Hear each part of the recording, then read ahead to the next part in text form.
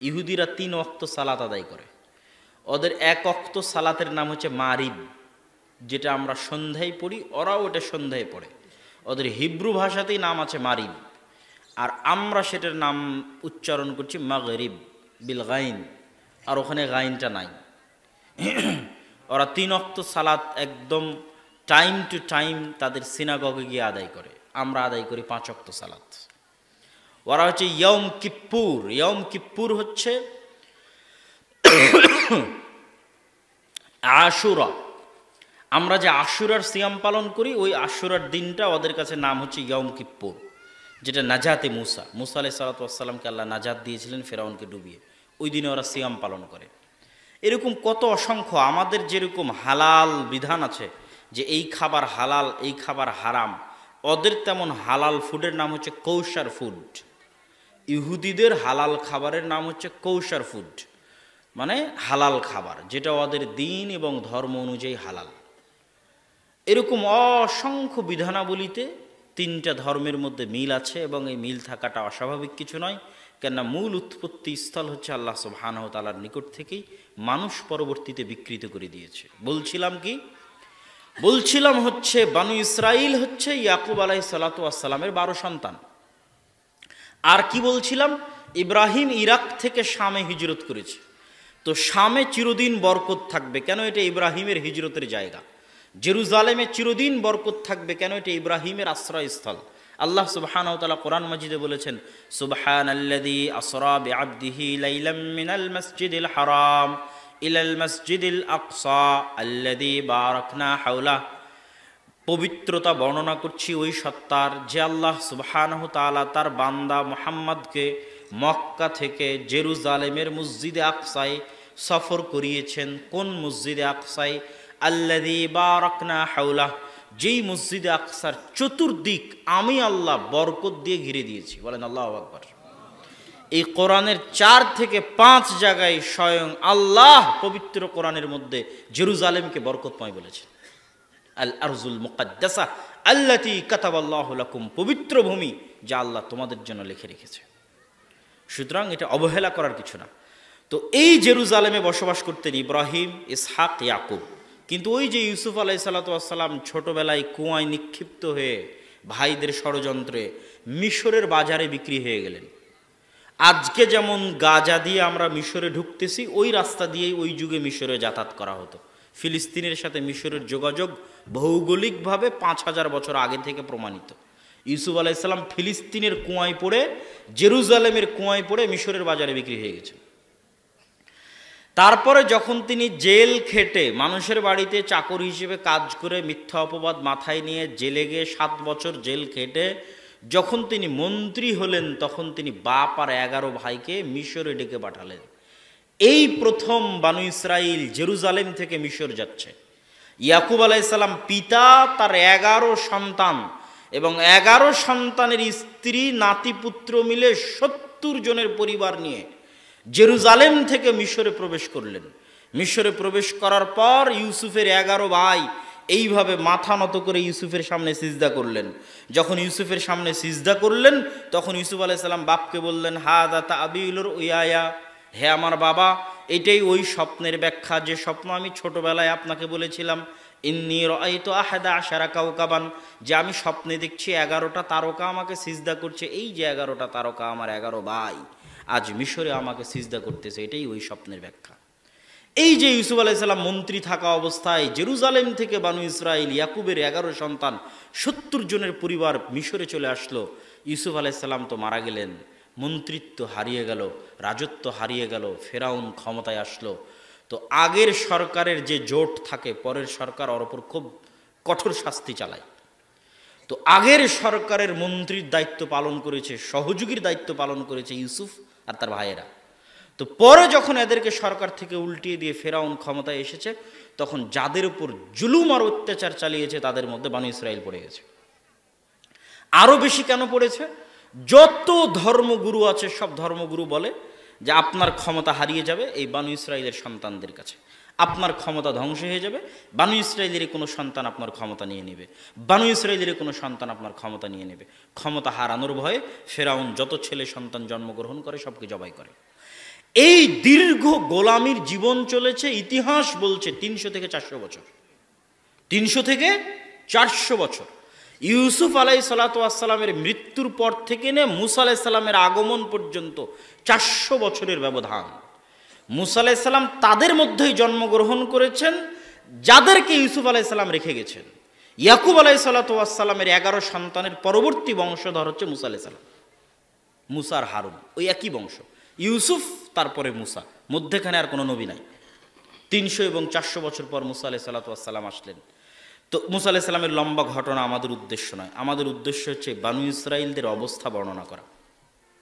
লম্বা ঘটনা শেষে মুসা আলাইহিসসালাম বানু ইসরাইলদের নিয়ে আল্লাহ কোরআনে বলছেন ওয়াইজ নাজ্জাইনাকুম মিন আলি ফিরআউন, আর এক আয়াতে বলছেন ওয়াইজ ফারাকনা বিকুমুল বাহরা ওয়া আগরাকনা আলা ফিরআউন, আমি সমুদ্রকে চিরে দিলাম তোমাদের জন্য, ভেড়ে দিলাম। তো মুসা আলাইহিসসালাম বানু ইসরাইলদের নিয়ে পালিয়ে যাচ্ছিলেন না, মুসা আলাইহিসসালাম বানু ইসরাইলদের নিয়ে রিটার্ন ব্যাক করছিলেন বাপদাদার আদি ভিটায়। বাপদাদার আদি ভিটা কোনটা বলেন? জেরুজালেম, ফিলিস্তিন। ওই যে ইয়াকুব আলাইহিসসালাম আসছিল, যেখানে ইসহাক ছিল, ইব্রাহিম ছিল, ইয়াকুব ছিল, এটা ছিল জেরুজালেম। ওখান থেকেই তো ইয়াকুব আর ঈসা এসেছেন মিশরে। তো আজকে মুসা আলাইহিসসালাম এখান থেকে আবার ফিরে যাচ্ছে, ওখানে পালিয়ে না, আবার পুনরায় ফিরে যাচ্ছে বাপদাদার ভূমিতে। এবং বানু ইসরাইলের রেওয়ায়েতে আছে, এতক্ষণ যেগুলো বলছে এগুলো কোরআনেরই ঘটনা, কিন্তু এখন যেটা বলবো এটা বানু ইসরাইলের রেওয়ায়েত, এই জন্য সত্য মিথ্যা জানি না, আল্লাহ ভালো জানে। বানু ইসরাইলের রেওয়ায়েতে আছে যে ইয়াকুব আলাইহিসসালাতু ওয়াসসালামও মরার সময় ওসিয়ত করেছিলেন আমাকে কবর দিবা জেরুজালেমে। তো ইয়াকুব আলাইহিসসালাতু ওয়াসসালামের কবর হয়েছে জেরুজালেমে। ইউসুফ আলাইহিসসালাতু ওয়াসসালামও মরার সময় ওসিয়ত করেছেন তোমরা আমাকে কবর দিবা জেরুজালেমে, মাটি দিবা জেরুজালেমে। তো ইউসুফ আলাইহিসসালাম মরার পর থেকে নিয়ে নাকি তার লাশকে মমি করে রাখা ছিল, যে কবে আমরা জেরুজালেম যাব সেই দিন ইউসুফ আলাইহিসসালামকে আমরা ওখানে কবর দিব। তো এই বানু ইসরাইলের রেওয়ায়েতে আছে যেই দিন মুসা আলাইহিসসালাতু ওয়াসসালামেরা বানু ইসরাইল নিয়ে সমুদ্র পার হচ্ছেন, আল্লাহ 12টা রাস্তা তৈরি করে দিলেন সমুদ্রের মধ্যে ইয়াকুবের 12 সন্তানের 12 বংশের জন্য। ওই দিন তাদের হাতে ইউসুফের লাশের মমিও ছিল। এটা কিন্তু কোনো সহিহ হাদিস দ্বারা প্রমাণিত নয়, ইসরাইলি রেওয়ায়াত, যে ওই দিন ইউসুফ আলাইহিসসালাতু ওয়াসসালামের লাশের মমিও তাদের সাথে ছিল। তারা এই লাশের মমি নিয়ে গিয়ে জেরুজালেম বিজয় করে তারপর ইয়াকুব আলাইহিসসালামের পাশে ইউসুফ আলাইহিসসালামের কবর দিয়েছে। বাকি আল্লাহু আ'লাম বিস-সাওয়াব, সত্য মিথ্যা আল্লাহ সুবহানাহু ওয়া তাআলা ভালো জানে। কিন্তু ঘটনা যে একটা আর একটার সাথে কানেক্টিং, এইটা বোঝানোর জন্য আমি এটা বললাম, যে তারা পালিয়ে যাচ্ছে না, বাপদাদার আদি ভিটায় ফিরে যাচ্ছে, এটা বোঝানোর জন্য। যে ইউসুফের লাশ মিশর থেকে নিয়ে যাবে জেরুজালেমে, ওখানে গিয়ে মাটি দিবে ইব্রাহিমের পাশে, ইসহাকের পাশে, ইয়াকুবের পাশে, অথচ ইউসুফ ছিলেন মিশরে।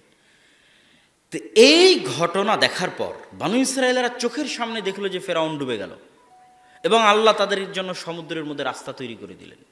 তারপরে মরুভূমি। আপনি আজকেও যদি ম্যাপে ঢুকেন যে মিশর থেকে ফিলিস্তিন যেতে হলে আপনাকে সমুদ্র পাড়ি দিতে হবে লোহিত সাগর। লোহিত সাগর পাড়ি দেওয়ার পর বাংলাদেশের মতো 3 গুণ থেকে 4 গুণ এরিয়া মিলে একটা বিশাল মরুভূমি আছে, সেই মরুভূমির নাম সিনাই মরুভূমি। এই মরুভূমি শেষ হলে ফিলিস্তিন শুরু হবে, জেরুজালেম শুরু হবে। এই মরুভূমিতে কোনো মানুষজন বসবাস করে না, এখনও করে না, সেই কালে তো আরও করতো না। তাহলে মুসা আলাইহিস সালাম বানু ইসরাইলদের নিয়ে সমুদ্র পার হয়ে মরুভূমিতে পড়ে গেলেন। এই মরুভূমিতেই তুর পাহাড় আছে, যেই তুর পাহাড়ের ঘটনা আপনারা শুনেন, ওই তুর পাহাড় সিনাই মরুভূমির মধ্যে অবস্থিত। তো মুসা আলাইহিস সালাতু ওয়াস সালামকে তার কওম বলল, কোরআন মাজিদে আছে সূরা বাকারাতে, ওয়াইজ ইসতাসকা মুসা লিকওমিহি ফাকুল নাজরিব বিআসাকাল হাজারা ফানফাজারাত মিনহু ইসনাতা আশারাতা আইনা ক্বাদ আলিমা কুল্লু নাসিম মাশরাবাহুম। যখন মুসার কওম মুসাকে বলল যে এই মরুভূমিতে পানি কোথায়, পানি কোথায়, সমুদ্রের লবণাক্ত পানি আমরা খেতে পারি না, আর মরুভূমিতে পানির ব্যবস্থা নাই, তোমার আল্লাহকে বলো সুমিষ্ট পানির ব্যবস্থা করে দিতে। তখন আল্লাহ সুবহানাহু ওয়া তাআলা কোরআন মাজিদে সূরা বাকারায় বলছেন, আমি মুসাকে বললাম তোমার হাতের যে লাঠি আছে এই লাঠি দিয়ে পাথরে আঘাত করো। মুসা আলাইহিস সালাম লাঠি দিয়ে পাথরে আঘাত করলেন, ফানফাজারাত মিনহু ইসনাতা আশারাতা আইনা, ওই পাথর থেকে 12টা ঝর্ণাধারা প্রবাহিত হলো। বলেন আল্লাহু আকবার। 12টা কেন? ওই যে ইয়াকুব আলাইহিস সালামের 12 সন্তান, সমুদ্র যখন পার হয়েছে তখনও 12টা রাস্তা তৈরি হয়েছিল, পাথরে যখন বাড়ি দিল তখনও 12টা ঝর্ণা, ইয়াকুব আলাইহিস সালামের 12 সন্তানের সম্মানে, বানু ইসরাইলের সম্মানে। তারপরে খাবারের ব্যবস্থা নেই, মরুভূমিতে খাবার কোথায় থেকে আসবে? আল্লাহ কোরআনে বলছে আমি জান্নাত থেকে খাবার পাঠিয়ে দিলাম। সেই খাবারের নাম মান্নার সালোয়া। মুফাসসিরিন একরাম লিখেছে মান্না সালোয়া খাবার কি আপনারা জানেন? মান্না সালোয়া খাবার হচ্ছে পৃথিবীর সবচেয়ে দামি মাশরুম, যা একমাত্র মরুভূমি অঞ্চলে উৎপাদিত হয়, যার বর্তমান বাজার মূল্য বাংলাদেশি টাকায় 1 কেজির দাম 5 লক্ষ টাকা। ওই মাশরুম আল্লাহ জান্নাত থেকে পাঠিয়ে দিতেন। আর আরেকটা মান্নার সালোয়ার আরেকটা হচ্ছে এক প্রকার পাখি, কোয়েল পাখি। কোয়েল পাখি জাতীয় এক প্রকার পাখি সকালবেলা আসমান থেকে এসে গাছে বসে যেত, সেই পাখি তারা ধরে আল্লাহর নামে জবাই করে মাশরুম দিয়ে পাখির গোস্ত ভক্ষণ করত। এই হলো মান্নার সালোয়া খাবার, যা জান্নাত থেকে আসতো। এটা আল্লাহ কোরআনে বলছেন যে আমি তাদেরকে এই খাবার দিয়েছি। তাহলে পরপর 3টে বড় নেয়ামত আল্লাহ বানু ইসরাইলকে দিলেন। এক, ফেরাউনের কবল থেকে বাঁচালেন 300 বছরের অত্যাচারের পর। ফেরাউনকে ডুবিয়ে দিলেন। মরুভূমিতে পাথরের মধ্যে ঝর্ণা প্রবাহিত করে দিলেন। মরুভূমিতে জান্নাত থেকে খাবার পাঠিয়ে দিলেন। এত বড় বড় নেয়ামত পাওয়ার পর এবার ওয়াইদ ওয়া'আদনা মূসা 40 লাইলা, সব কোরআন থেকে বলতেছি যে বানু ইসরাইলের এত লম্বা ঘটনা আর কোনো ঘটনা আল্লাহ কোরআনে বলেনি যত ঘটনা বানু ইসরাইলের বলেছে। যে আমি মূসাকে 40 দিনের জন্য তুর পাহাড়ে ডেকে পাঠালাম, আমার ইবাদত করো তুর পাহাড়ে এসে। মূসা আলাইহিস সালাতু ওয়াস সালাম তুর পাহাড়ে গিয়ে 40 দিন ইবাদত করলেন। এই 40 দিনের শেষ 10 দিন যুলহজ মাসের প্রথম 10 দিন। কি বুঝলেন? এই 40 দিনের শেষ 10 দিন যুলহজ মাসের প্রথম 10 দিন। যেই যুলহজ মাসের প্রথম 10 দিনে আমরা আরাফার সিয়াম পালন করি, কুরবানি করি, হজ করি, ওই যুলহজ মাসের প্রথম 10 দিন মূসার এই 40 দিন তুর পাহাড়ে ইবাদতের শেষ 10 দিন। পৃথিবীর শ্রেষ্ঠ 10 রাত রমাজানের শেষ 10 রাত, আর পৃথিবীর শ্রেষ্ঠ 10 দিন যুলহজ মাসের প্রথম 10 দিন, যা মূসা আলাইহিস সালামের 40 দিনের ইবাদতের শেষ 10 দিন। এই 40 দিন ইবাদত করে মূসা আলাইহিস সালাম এসে দেখেন ইত্তাখাযতুমুল ইজল। আর যাদেরকে আল্লাহ ফেরাউনকে ডুবিয়ে বাঁচিয়ে দিল, যাদের জন্য আল্লাহ ঝর্ণা দিয়ে পানি প্রবাহিত করলো পাথর থেকে, জান্নাত থেকে খাবার পাঠিয়ে দিল, এরা বাছুরের পূজা করা শুরু করেছে। বলেন নাউজুবিল্লাহ। মূসা আলাইহিস সালাম দেখে তো হতবাক, মাথা গরম, পায়ের রক্ত মাথায় উঠে গেছে। ভাইয়ের দাড়ি ধরে দিয়েছে টান, করেছো কি তুমি?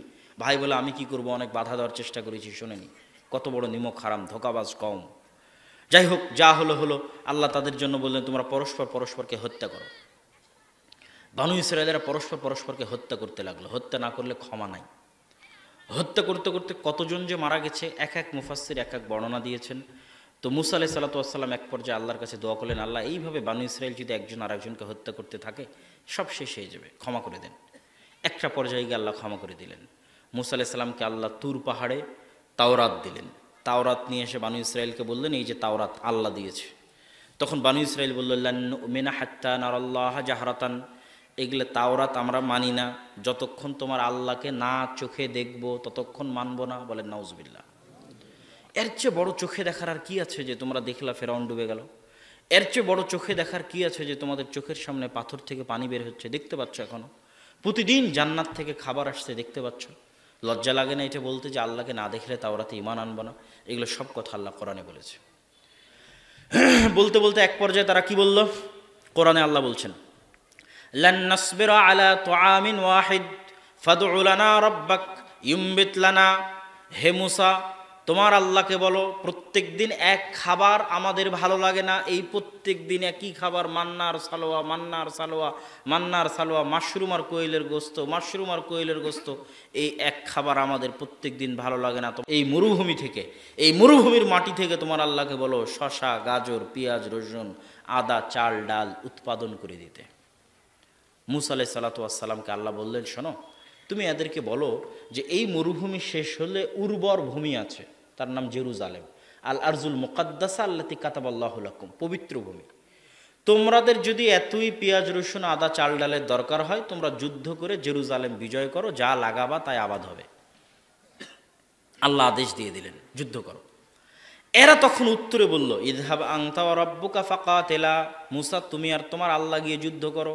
বলে নাউজুবিল্লাহ। তোমরা গিয়ে যুদ্ধ করে যুদ্ধ যেই দিন শেষ হয়ে যাবে সেই দিন আমাদেরকে বলিও, আমরা আসব। কি ভয়ঙ্কর ব্যবহার আল্লাহর সাথে।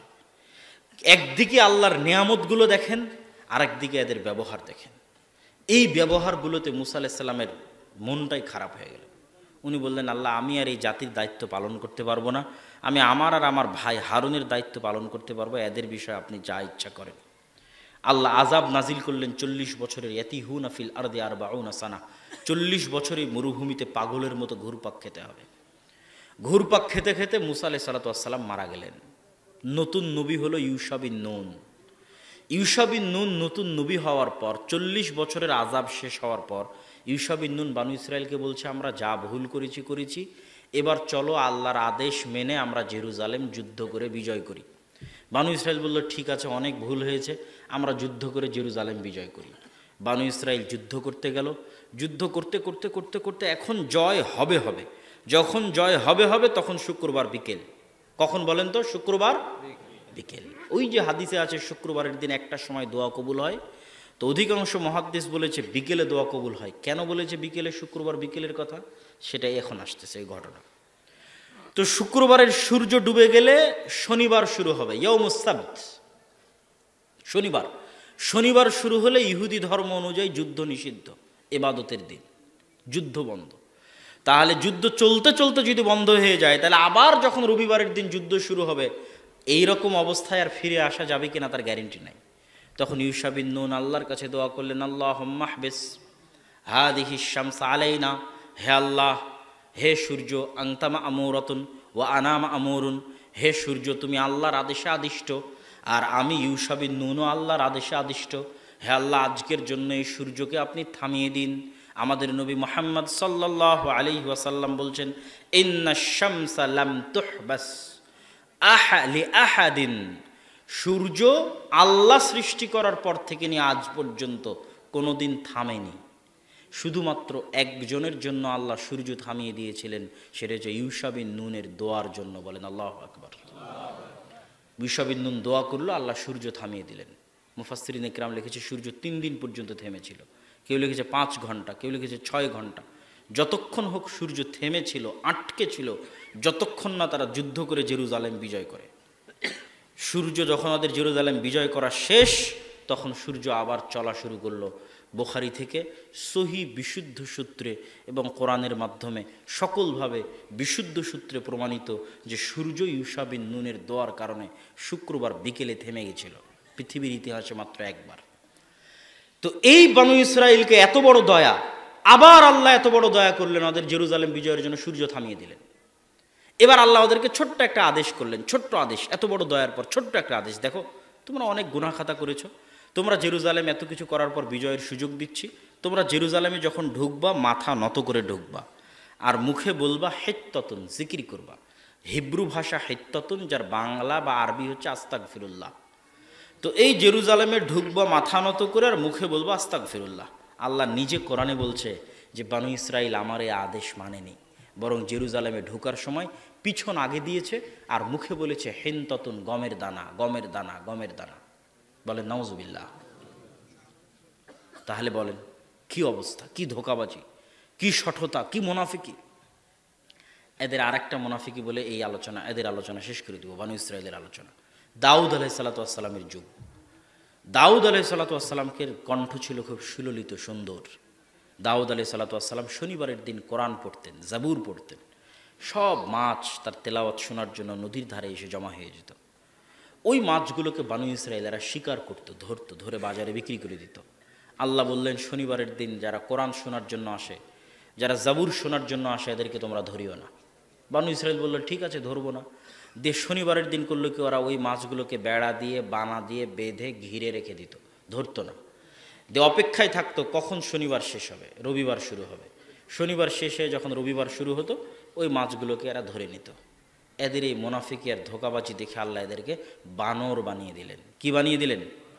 এই ঘটনাও আল্লাহ কোরআনে বর্ণনা করেছে যে আমি ওদেরকে বানর বানিয়ে দিচ্ছি। কিরাদাতান খান আছে। ওই যে ডারউইনের থিওরি, তারপরে বিভিন্ন জনের থিওরি যে বানর থেকে মানুষ এসেছে, বলে না, আসলে ঘটনা উল্টা। বানর থেকে মানুষ আসার ধারণাটা তাদের মধ্যে কেন গেছে? বানরের ডিএনএ আর মানুষের ডিএনএ প্রচুর মিল, অনেক মিল। তো মনে করেছে দুইটা ডিএনএ যখন অনেক মিল, তাহলে মনে হয় বানর থেকে আস্তে আস্তে মানুষ হয়েছে। কিন্তু ঘটনা এটা নয়। ঘটনা হচ্ছে, মানুষকে যদি আল্লাহ কোনো দিন দ্বিতীয় কোনো প্রাণীতে পরিণত করে, তো কোন প্রাণীতে পরিণত করবে? বানরে আর শুকুরে। কেননা বানর আর শুকুরের ডিএনএর সাথে মানুষের ডিএনএর মিল। তাহলে আপনাকে আর আমাকে সবসময় আতঙ্কে থাকতে হবে যে আল্লাহ আমাদেরকে কোনোদিন পরিণত করলে মুরগি, গরু, মহিষ, ভেড়া বানাবে না। কেন? গরু, মহিষ, ভেড়া, মুরগির সাথে আমাদের ডিএনএ মিলে না। তাহলে আমাদের শরীরের মধ্যে যেমন সামান্য পরিবর্তনে ক্যান্সার হয়ে যাচ্ছে, ঠিক ওরকম সামান্য পরিবর্তনে আমরা বানর হয়ে যাব। আল্লাহ মাফ করুক, বলেন নাউজুবিল্লাহ, আল্লাহ হেফাজত করুক। সামান্য পরিবর্তনে আমরা শুকুর হয়ে যাব। যেমন বানু ইসরাইলকে আল্লাহ বানিয়ে দিয়েছেন, উম্মতে মোহাম্মদীকেও বানাবেন। কেননা এরা তো বানু ইসরাইল হয়ে যাবে। বানু ইসরাইল হয়ে যাবে দেখেই তো বানু ইসরাইলের এত ঘটনা কোরআনে। আর বানু ইসরাইল যে আমরা হয়ে গেছি তার উদাহরণ নেন।